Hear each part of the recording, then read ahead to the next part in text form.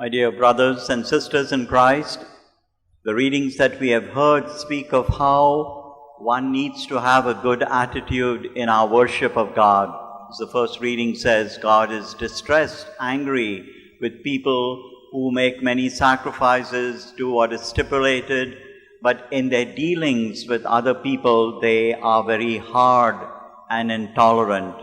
And so the Lord asks that we put right our relationships with people, especially with those who are disadvantaged, and then come and offer sacrifices to Him. Our gospel is about putting God before everything else. And that's so true. Sometimes you might have to make a decision which goes against members of the family when you think that it is important and you want to follow God. Many have left their families in order to become religious or priests or sisters. And that's because the call of God is so strong. There was a line in today's gospel that speaks about giving a glass of water to somebody. We know how important that is.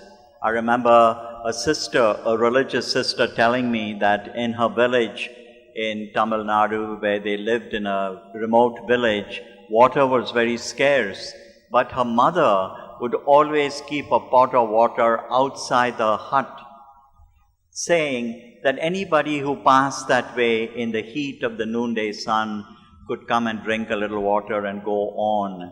It was water collected with great trouble. They had to go far away, bring it, but that pot of water remained outside the house each day to help anybody who went by. And I think that mother's little act did much wonders for the family. Two of her children went on to become religious nuns, and they do a lot of good work. Today is also the feast of Saint Benedict, a great saint of the Western Church. In the 5th century, he started a group of monks who were kind of living on their own. He gathered them together and he gave them a rule which came to be known as the rule of Saint Benedict. The highlight of it was ora et labora, work and pray. Monks were supposed to work hard and also to pray a lot. And with the proceeds that they got from their work on the farms, they were able to help many people around. Saint Benedict is a great patron of Europe, and he's also well known along with his sister, Saint Scholastica. We pray to his intercession that his order, which has given over 25 popes, which has given also over 3,000 bishops to the church, that this order might continue its good work and bring glory to God. Amen.